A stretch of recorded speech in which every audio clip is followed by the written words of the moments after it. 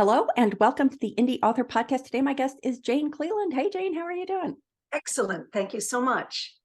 To give our listeners and viewers a bit of background on you, Jane K. Cleland writes the multiple award-winning and best-selling Josie Prescott Antiques Mysteries, published by St. Martin's Minotaur. Her short stories and novella are published by Alfred Hitchcock Mystery Magazine. She's also written the best-selling and Agatha Award-winning how-to books, Mastering Plot Twists and Mastering Suspense, Structure, and Plot.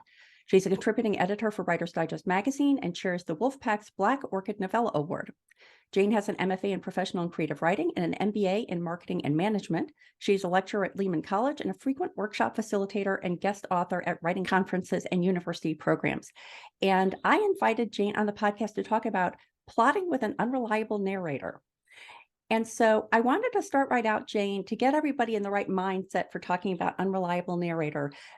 Can you give us a couple of examples of unreliable narrators that you especially like in fiction, movies, books, and why you think they're so effective? Two that come to mind right away are Gone Girl and My Sweet Girl. In both cases, the narrators are so relatable. You don't necessarily like them, but you get them. And you really understand the complexity of their situations and what they're doing. And when their unreliability becomes clear, it's like, whoa. And when you think back about it, you realize maybe I should have seen it coming. But how could you have seen it coming?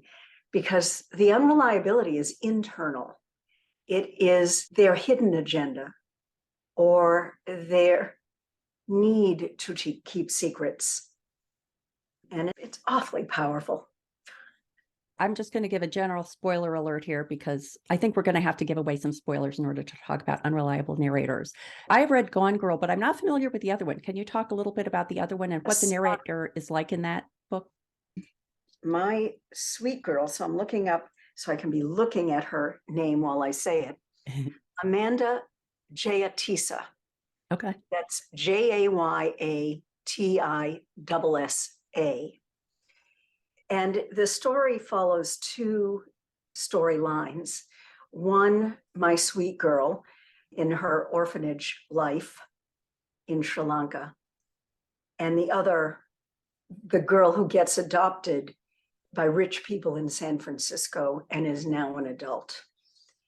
And it is how those two stories come together and what they reveal about the backstory.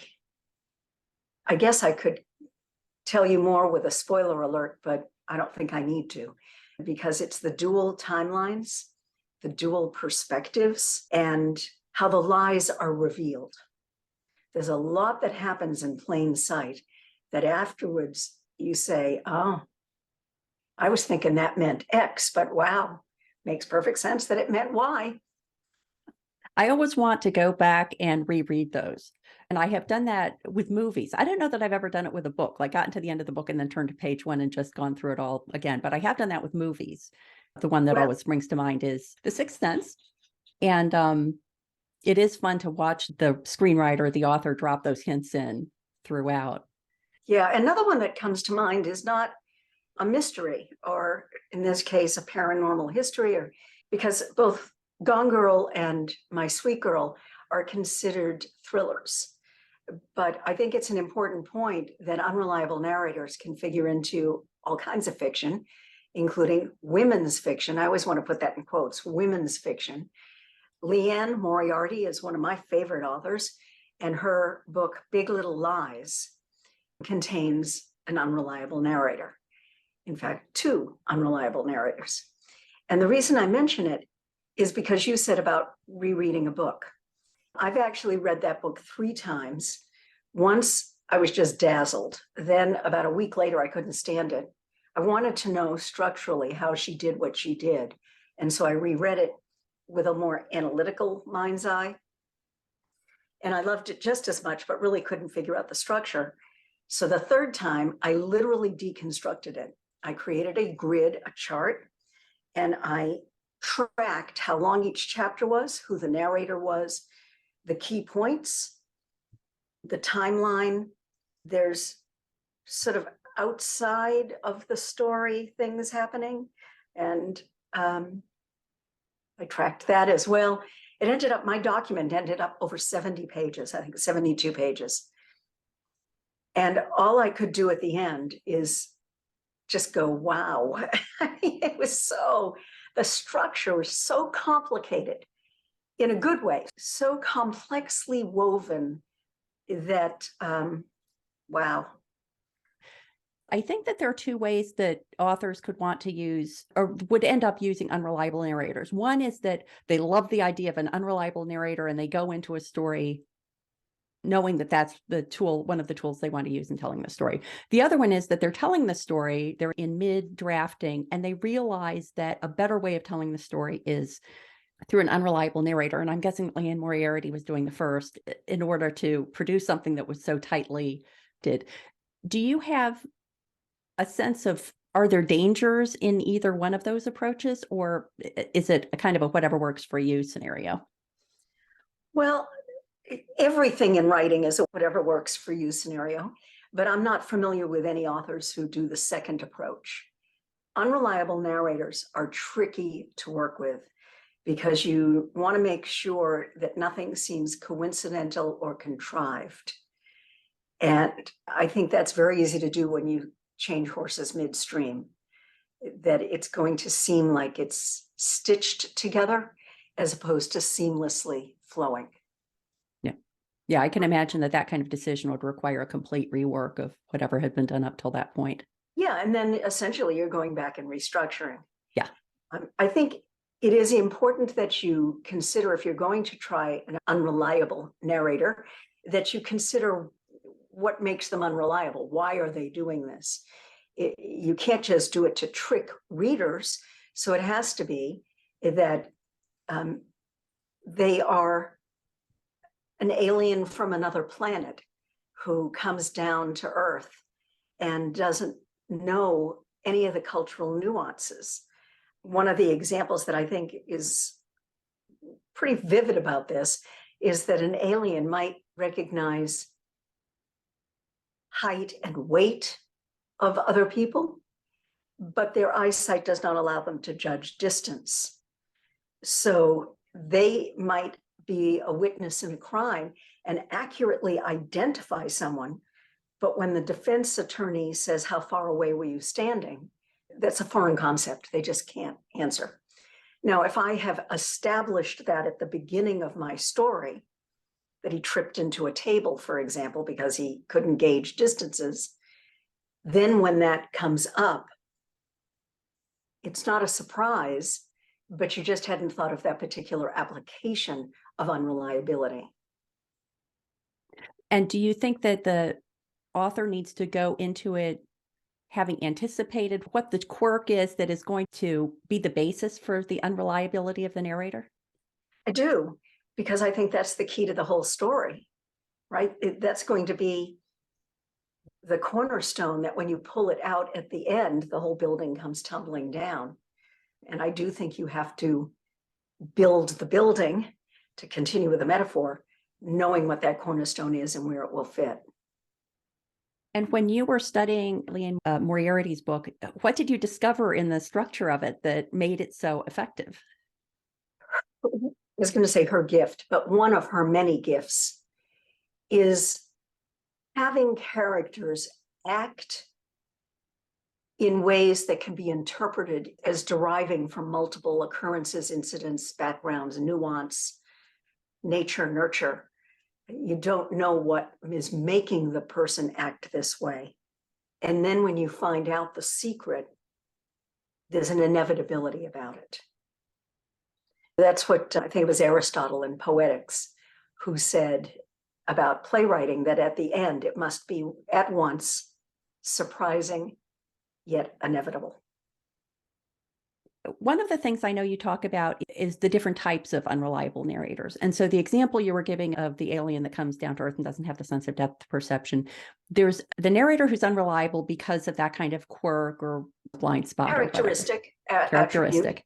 Yeah. And then there's the narrator who's intentionally being unreliable because they're interacting with the reader in a way that's, I think, unusual in most fiction. Can you talk a little bit about that, like how the narrator's intentionality factors into their characterization? Yeah, I mean, the classic example, I think, would be a criminal who is unreliable because he's hiding either his past or his future intentions to commit a crime. You have a woman who's been catfished, and the guy is nothing but lies. He's playing a role. He's completely made up. He's using someone else's identity. His intentions toward her are not pure and romantic. They are to get her to fall in love with him and send money.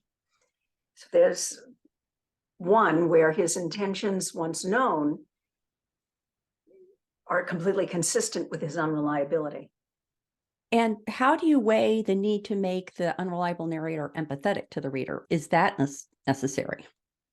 Empathetic is, I think, a good word. The number one reason I hear from agents that they turn down projects is that they do not find the protagonist relatable. And I think the way you create relatability is through empathy. Empathy means I get it. I can walk a mile in your shoes. I feel what you're feeling. So the question becomes, how do I do that? One of the best ways is to have them express through words, actions, or inner reflections the same kinds of thoughts, feelings that your readers have, but may never say aloud. And I can give you an example from Amanda Jatisse's My Sweet Girl.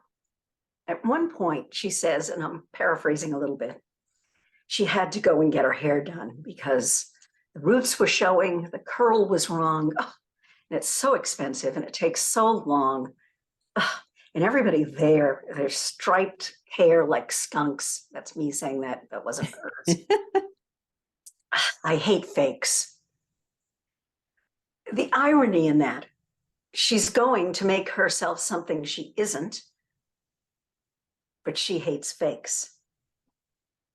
That comes back. That's almost foreshadowing in the entire story, because a lot of what's driving her is the self-loathing that she has to maintain this lie.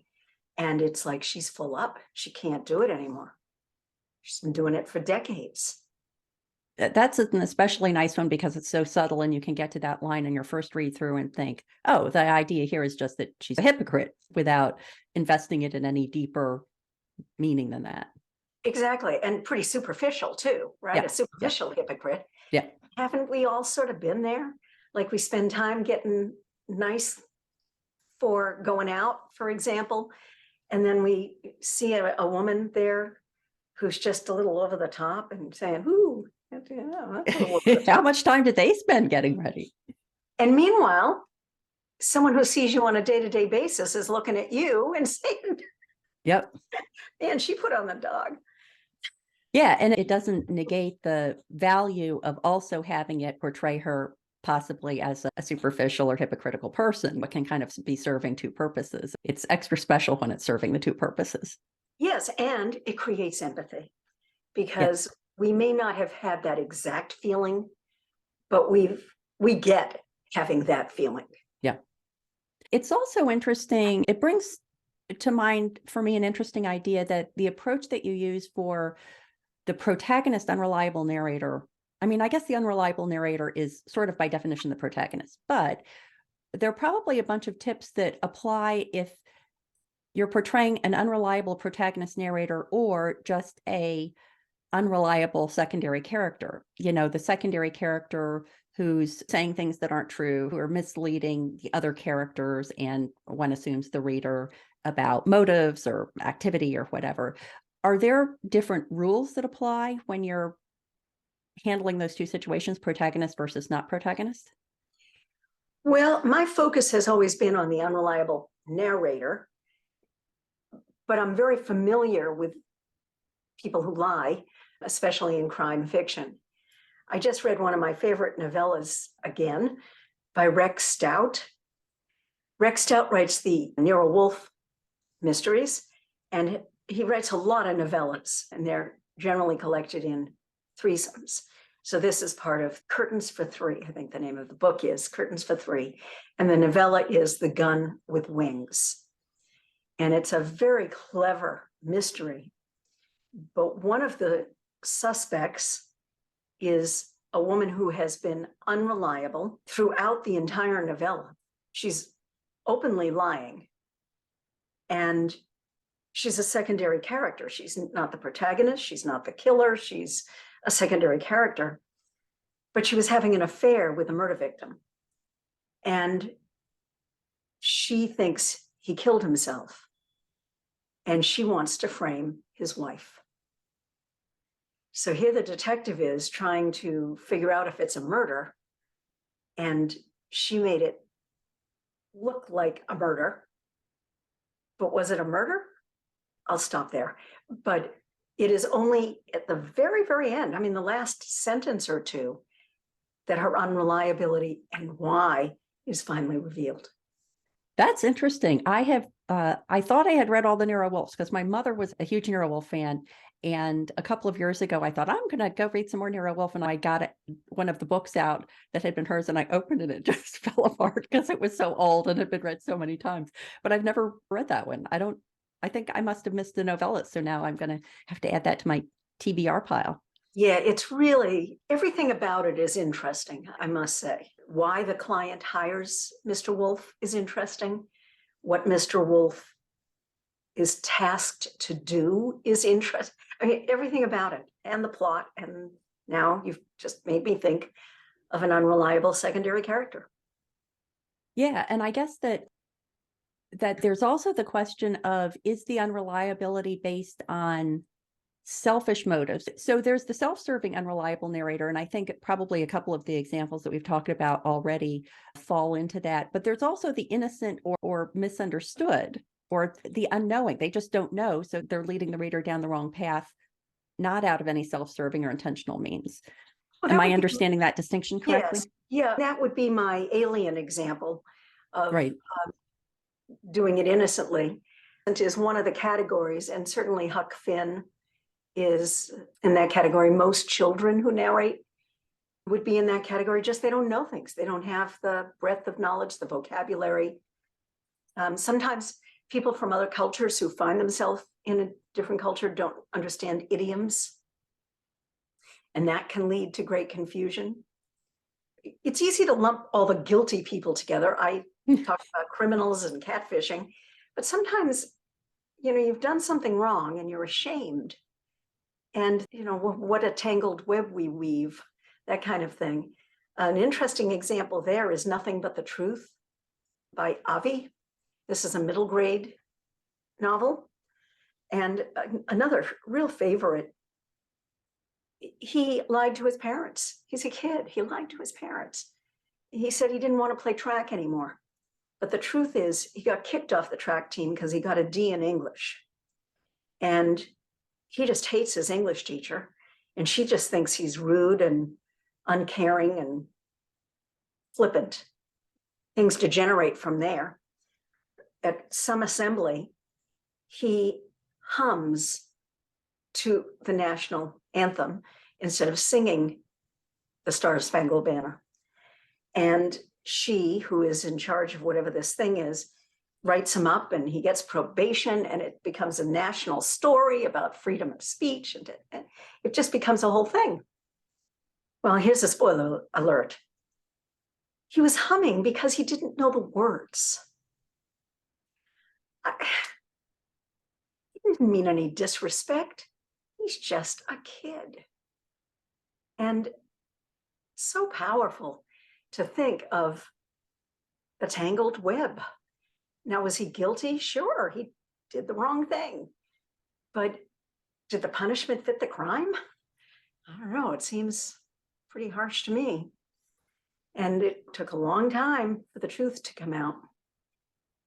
I have never thought of Huck Finn as being an unreliable narrator, but are you saying that could be an unreliable narrator because he goes out into the world not fully understanding the environment that he's moving into? And so he's representing it in a way that's unreliable to an adult reader? Well, I find him charmingly naive. He misinterprets incidents and misreads people, which results in misunderstandings and wrong conclusions and dangerous situations like falling in with con artists that he doesn't recognize for what they are. And it's only through his eyes that the reader is experiencing all this. And so I guess an adult reader reading it might be able to see the situation for what it might turn out to be. But at the same time, you're empathizing with Huck going into it, Exactly. understanding it in a different way than the other people in the scene understand it. I think that's right. Yeah. And one of the other categories is the emotionally taxed or the mentally ill. Now, in that scenario, is there an example you can share there? And are there any different tips for how to portray that in an appropriate way? Yeah. Girl on a Train, Paula Hawkins, is certainly an example of that, where there are three narrators and all of them are unreliable for different reasons.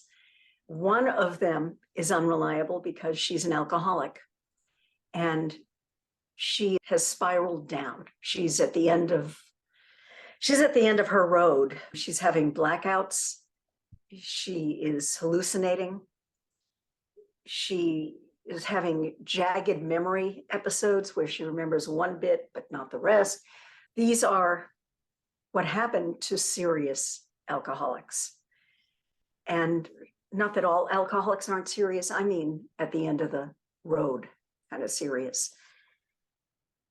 And her unreliability is painful to witness when her roommate finds her passed out drunk on the stairs in a pool of vomit. It's just, oh, so sad. And it is handled so empathetically, where the roommate is exasperated and disgusted and doesn't know what to do. I mean, she can't just put her out on the street. You know, what do you do? And when she realizes the truth of the situation, she realizes, wait a second, I'm not the one who was unreliable here. So for the whole novel, she's being positioned as the unreliable one. And it's easy to blame her drunken state. And yet, she's not. She's the only one who is truly seeing the truth. Just no one would believe her. Yeah. It's making me think of, so I'm binge watching Line of Duty. I finally discovered Line of Duty, so I'm on Line of Duty roll. And that's an interesting study because you see the bad guys, you see everything that's going on with the bad guy. So it's not a whodunit, it's a, are they going to catch him kind of thing. And you have revealed over time why they're doing what they're doing, but the what is very clear and right on screen. But interestingly, it's the detectives in the anti-corruption squad who in some cases are the unreliable narrator because they're going undercover into certain circumstances and they're behaving in certain ways. And a lot of times you watch those scenes and you think, well, that's an odd way for them to be behaving, even knowing that they're undercover. And then later on, it's revealed why they were choosing that they had to act combative with their partner because it set the situation up more realistically in their undercover role and things like that. So all sorts of different ways that you can twist it. You know, you expect almost the intentionally unreliable narrator to be hiding a crime, not trying to solve a crime. So another interesting application of it, I think. Yeah, and that reminds me of Dennis Lehane's Shelter Island. Yeah. Where Teddy, law enforcement, his observations are so credible and acute and specific. Only at the end do you realize that the crime in a mental institution that he's investigating is all in his mind. He's a patient in the institution. Yeah, that was a jaw dropper. Chilling. I haven't seen the movie of that, but I would be interested to watch it and then see how they handle it. And if it's hard to watch it when you know what the punchline is going to be, but to the extent I could try to put myself in the mindset of seeing it for the first time to see if they handle it as elegantly as the book did. I think another important point to make is that not all liars are unreliable narrators. And an example of that is a short story called Polly, Paulie, Polly, by Joe Okonkwo. In Polly, there's a teenage protagonist who's been bullied, isolated all his life. And he's had to cope with the reality that his mother loves his half-brother better. And after many, many years being a single mom, she falls in love. And he, with his homosexuality radar on, recognizes that the guy is attracted to him. And he seduces him and creates a situation in which the man his mother had fallen in love with breaks up with her, has no choice. And she's crushed. And Polly's kind of pleased about that. He did it on purpose. So he's lying, but we, the reader, knew everything that was happening while it was happening. So he wasn't the least bit unreliable. Yeah, I guess it's all the unreliability in relation to the reader, not the unreliability in relation to the other characters. Exactly. To assess. Yeah. Mm-hmm. Yeah. One of the other types is paranormal. And I thought it was interesting that this is categorized as its own thing. Can you talk about that a little bit? Yeah. When you're writing anything paranormal, whether it's an unreliable narrator or not, you have to be very careful not to create a non-credible situation to account for whatever plot machinations you pull off. Which is why you'll notice in my example earlier about the alien who can't gauge distances, one of the points I made was that he had to trip over a table early on in the novel. So later, when he can't gauge distances with a witness, that didn't come as a surprise. The reader hopefully would have forgotten about it, but it had been planted properly. So when it comes to fruition as an important plot point, we're good to go. Another example is Clive Barker's novel, Mr. Be Gone. And that's Mr., the capital letter B as if it's a middle name, period, and then gone, Mr. Be Gone. The narrator is a lesser demon, and he is trying to exorcise his hate for his father, who was abusive, sadistic. And he writes horrific, sadistic scenes. And the character repeatedly begs the reader to burn the book, to burn it, to help with the exorcism. Ultimately, of course, the revelation is that if they had done it, he would have been freed as a lesser demon to kill them for burning the book. And the final twist, which I just kind of love this final twist, is, go ahead, give this book away to someone you hate. My TBR list is getting longer and longer as we talk. I'll see what I can do for you. It's almost fun to be able to read these knowing what the spoiler is, because I think as writers, if you're not planning on getting to the end and then starting over again, then it is kind of fun to be able to read it the first time. And one of the things I talk about in mastering plot twists and in mastering suspense, structure, and plot is my plotting roadmap, in which I have TRDs, plot twists, plot reversals, and moments of heightened danger. Plot twist is unexpected, but not the opposite. A plot reversal is the unexpected and the opposite. And a moment of heightened danger can be physical, emotional, mental, spiritual, and unexpected. I now automatically read for TRDs. I've trained myself to read analytically. So when surprises happen, I almost always can trace it back. It's like I follow the breadcrumbs in reverse. But when you know the ending, you can read even more analytically. And if you're a methodical gal like me, I find that I get great pleasure from that. I get great pleasure in seeing how authors do what they do. so I think a good way to wrap this up might be to tap into this TRD concept and say, if someone is going into a new book and a writer is going into a new book and they know they want to have an unreliable narrator, is there some way they can apply the concepts of the TRDs, twist, reversal, and danger? How can they bake that in with the unreliable narrator concept? TRDs are specific incidents that happen at predictable spots to control pace. And unreliable narrators cross genre lines. My Sister's Keeper by Jodi Picoult is a literary fiction. And there's an unreliable narrator. You don't know the essence of her unreliability until the very end. But I'm going to guess every 100 pages or so, very infrequently, there is a twist, a reversal, or a moment of heightened danger that maintains her unreliability, but surprises the reader. And that's a pretty slow pace. You contrast that with Dan Brown's The Da Vinci Code, which has a TRD, a twist, a reversal, a moment of heightened danger, on every page or two. That's the fastest paced novel I know.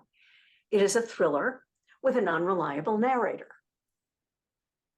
And those, I think, are two ends of the spectrum, but the principle is the same.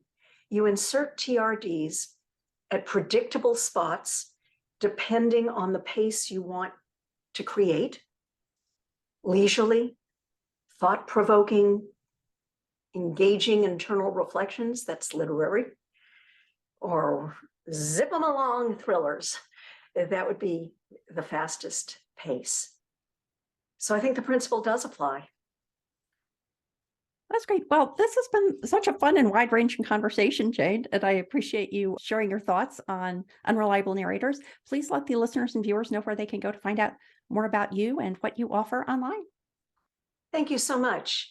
My website is janecleland.com, JaneCleland.com. If you go to events on that webpage, on that website, you'll find a listing of where I am and what I'm doing, including my free monthly webinars. I offer them on one Saturday a month. It's an hour where we talk about some element of the craft or business of writing. I started them at the beginning of the pandemic, and I'm continuing them because I just love spending time with writers. I also offer free YouTube shorties, is what I call them. And you'll find a link there as well, or you can just search for Jane Cleland YouTube. Frequently asked questions that I answer in 1 to 3 minutes. And if you sign up, you get a delivery of one every Wednesday, I think is when we send them out. On some element, for example, a telling detail. In a short story, you don't have time to expand everything, so we need to just use a telling detail. What's a telling detail? Or I'm just doing a whole series on punctuation. Where do commas go? When should I use an em dash? And so they're fun, and I think they're very useful. I look forward very much to seeing folks online, and thank you so much. This has been a delight.